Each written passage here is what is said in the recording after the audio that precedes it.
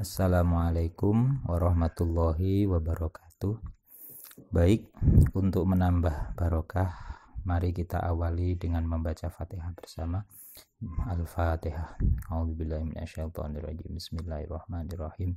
Alhamdulillahirabbil alamin arrahmanirrahim maliki yaumiddin. Iyyaka na'budu wa iyyaka nasta'in ihdinas siratal mustaqim siratal ladzina an'amta 'alaihim ghairil maghdubi 'alaihim waladdallin. Amin. Adalah pembagian kias dari segi kemiripan fara' dengan asal. Jadi ada ada fara' atau hukum baru yang mirip memang dengan hukum asal, tapi ada yang sangat tidak mirip atau sangat jauh. Akhirnya ketika dikiaskan juga agak nggak begitu mirip. Nah, baik, langsung saja pembagian kias dalam hal ini ada dua. Yang pertama, kias jali.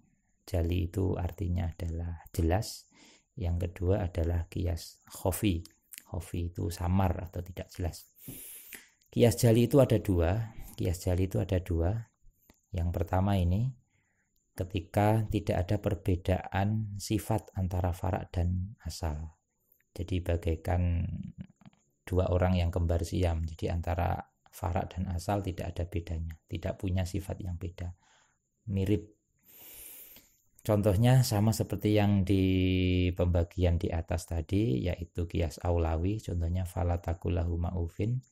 Kemudian kasus barunya adalah memukul orang tua. Jadi sebenarnya ini sangat mirip sekali. Maksudnya adalah keduanya sama-sama menyakiti. Bahkan nyaris tidak ada perbedaan.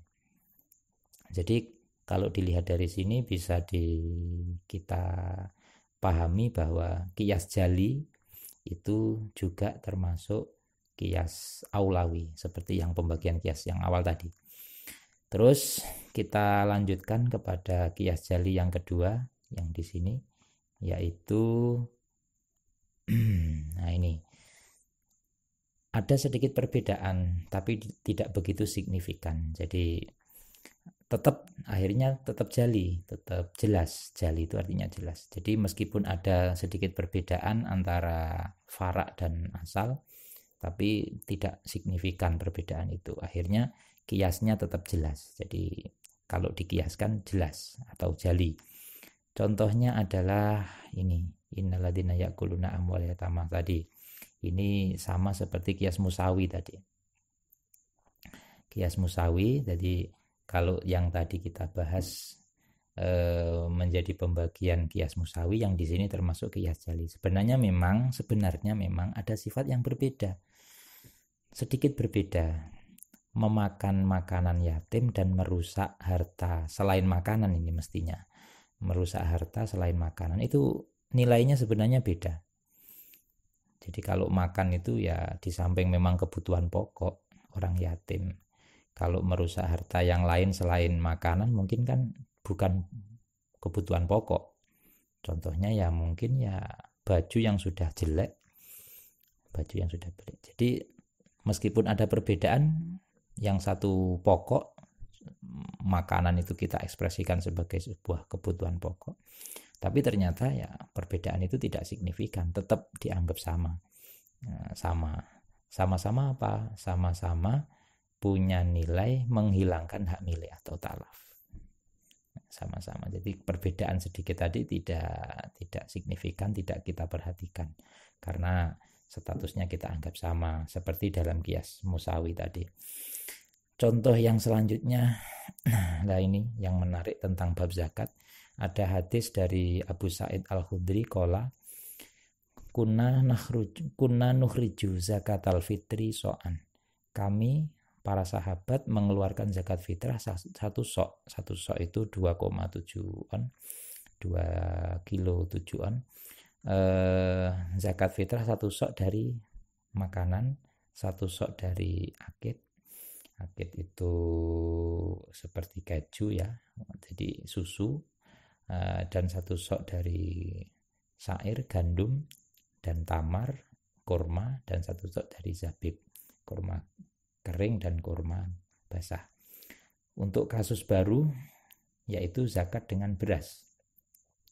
Imam Syafi'i, madhab Syafi'i, pokoknya semua makanan pokok. Jadi ilatnya adalah makanan pokok. Jadi makanan pokok itu menjadi ilat mulai dari hadis ini, so'an min to'amin. To'amin yang dimaksud itu makanan pokok. Au so'an min akitin itu makanan pokok, dan semuanya ini adalah terkandung nilai sebagai makanan pokok. Makanya ketika kita di Indonesia memakai zakat dengan beras. Nah, ini namanya qiyas jali. Jadi meskipun ada sedikit perbedaan lah antara beras dengan tamar atau gandum, tapi perbedaan itu tidak signifikan, jadi dianggap nggak jadi masalah karena keduanya sama-sama makanan pokok. Jadi itu tetap dianggap qiyas jali. Baik, kita lanjutkan yang kedua, pembagian khofi. Yang khofi ini adalah ada perbedaan yang signifikan antara sifat dalam asal dan sifat dalam faraknya, sehingga menjadi samar status kiasnya. Jadi ini enaknya dikiaskan atau tidak, jadi tidak jelas, masih samar. Makanya nanti banyak khilaf ulama dalam qiyas khofi ini. Langsung kita ambil contoh hadis zakat. Nah, ini hadis zakat di atas ini, hadis tentang zakat gandum dan macam-macam kurma tadi. Lah ini dalam kasus baru ternyata Imam Abu Hanifah membolehkan zakat dengan uang. Zakat dengan uang. Lah zakat dengan uang ini dikiaskan kepada zakat gandum. Imam Abu Hanifah mengambil ilat alasan karena keduanya sama-sama membantu kebutuhan fakir miskin. Jadi uang juga bisa membantu kebutuhan fakir miskin, gandum juga begitu. Cuma banyak ulama yang meragukan kias ini. Jadi menyamakan uang dengan makanan pokok itu banyak yang tidak setuju. Nah, dari sini akhirnya nampak memang samar, status kiasnya itu samar karena ada perbedaan yang signifikan. Perbedaan signifikannya adalah yang satu uang itu bukan makanan pokok, dan yang satu jelas-jelas makanan pokok yang ada di nas Quran. Makanya Imam Syafi'i tidak membolehkan. Imam Syafi'i zakat pakai mata uang itu tidak boleh karena mata uang itu bukan makanan pokok. Mungkin ya kalau kita pikir ya kalau makanan pokok langsung bisa dimakan, kalau uang kan nggak bisa, harus dibelikan makanan dulu. Baik, kita lanjutkan. Yang selanjutnya adalah kasus membunuh dengan senjata tajam. Membunuh dengan senjata tajam itu wajib dikisos, dihukum mati. Terus kasus baru adalah membunuh dengan senjata tumpul. Membunuh dengan senjata tumpul. Nah, ya secara sepintas sama sih, nggak ada bedanya, sama-sama membunuh. Tapi ada perbedaan yang signifikan, yaitu ketika memakai senjata tajam itu berarti memang dia benar-benar ada motif tujuan yang benar-benar membunuh, karena memakai senjata yang tajam yang bisa langsung untuk membunuh. Sedangkan kalau yang memakai senjata tumpul itu ya orang ceroboh saja, mau membunuh kok pakai senjata tumpul. Jadi sebenarnya ada perbedaan lah antara senjata tajam dan tumpul, ada perbedaan yang signifikan. Tapi perbedaan ini tidak, menurut satu ulama tidak dipermasalahkan, jadi tetap dikiaskan. Tapi ulama yang lain meragukan, akhirnya menjadi qiyas khofi. Benar enggak ini bisa dikiaskan? Nah, yang semacam ini akhirnya qiyas khofi itu banyak yang khilaf, banyak yang beda pendapat untuk menetapkan qiyas khofi ini sebagai benar-benar qiyas. Kemudian qiyas khofi ini keterangan tambahan. Qiyas khofi ini menurut Syekh Wahbah Az-Zuhaili adalah salah satu metode istihsan. Jadi metode istihsannya Abu Hanifah itu sebenarnya ya qiyas khofi ini. Qiyas khofi. Jadi contohnya tadi membunuh dengan senjata tumpul.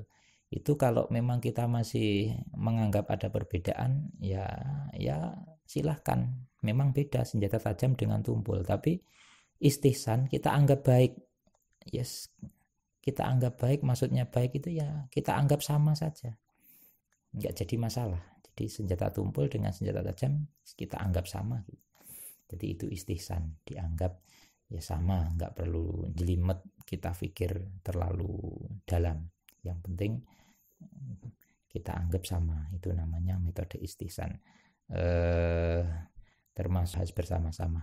Baik, dari saya cukup sekian. Assalamualaikum warahmatullahi wabarakatuh.